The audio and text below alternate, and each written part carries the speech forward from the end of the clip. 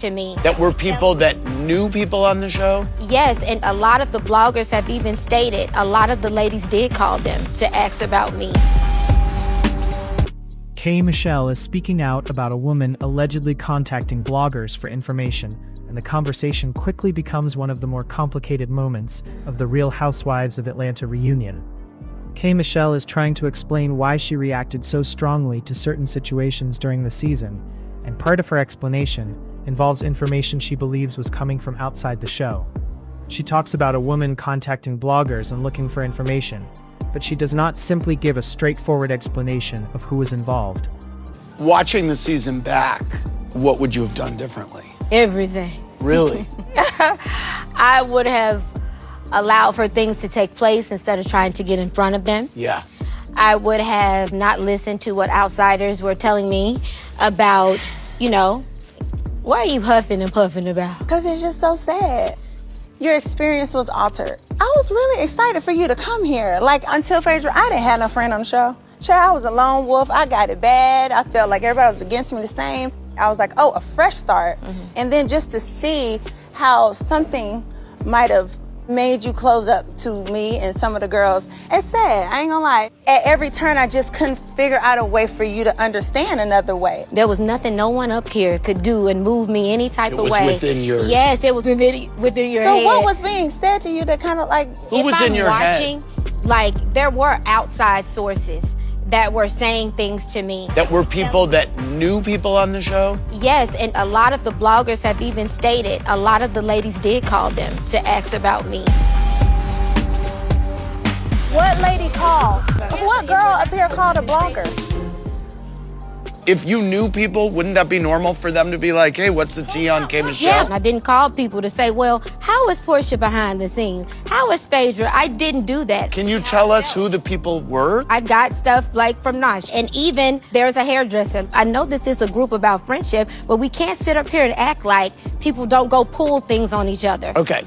The MO from the viewers were like you would be in scene, you would run away and start blasting off on Twitter. I'm assuming that you regret that. I definitely own that I had more experiences off camera than I had on camera. For over 10 years, any thoughts or random situations within me, I've always tweeted them, good or bad. Within my career, there was no change, but instead of just tweeting how I felt, I should have sat there. People think I'm very confrontational, but I'm really... You seem very sensitive. Yeah, I am. I'm really you not. seem overly sensitive. Yeah. Why did you take Porsha's miscarriage comment as her shading you? I was only an hour out of the hospital, and I'm telling you what's going on, and you bust out and say, was it a miscarriage? What if it was? Your intention was... to usher her from the hospital into a safe space. Okay. I was sitting there with people who I trust. When you were telling the story, kind of went around what exactly it was.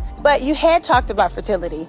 And I'm a woman who has had fertility issues. I'm a woman who's also had miscarriages. And you're in a group of women who have uteruses and other things like that. This is my first time being in a circle with Phaedra and with Cynthia. And the first thing to come out with the random people on the other side of the wall getting their toes done is, did you have a miscarriage? I represent March of Dimes, have for many, many years. My daughter is a rainbow baby.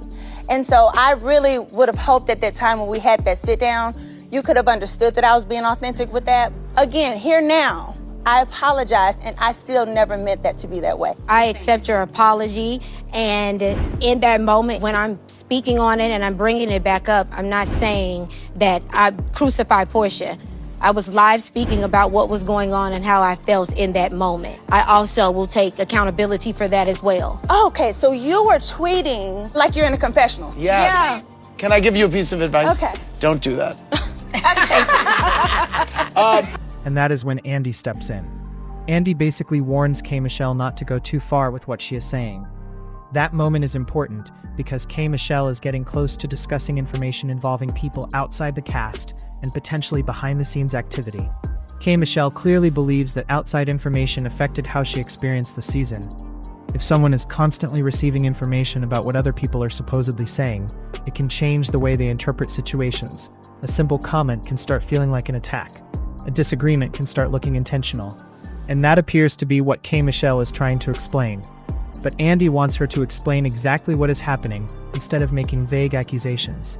He even questions what was actually going through her head. That brings the conversation back to Porsha and a comment she previously made. Porsha is questioned about the comment, but she makes it clear that she has already apologized for it. From Porsha's perspective, she acknowledged what she said and took responsibility. K. Michelle, however, clearly feels that the situation had a bigger impact on her, and that is why these two keep looking at the same situation differently. Porsha sees an issue that she already addressed. K. Michelle sees an issue that still needs an explanation. Meanwhile, K. Michelle's claims about bloggers create another unanswered question. Who exactly was contacting them? Why were they looking for information? And did anything they discovered influence what K. Michelle believed was happening during the season?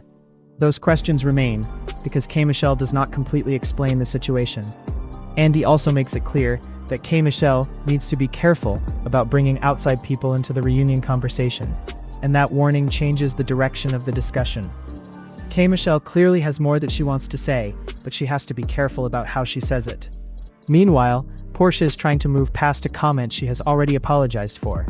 So now the reunion has two different issues happening at once.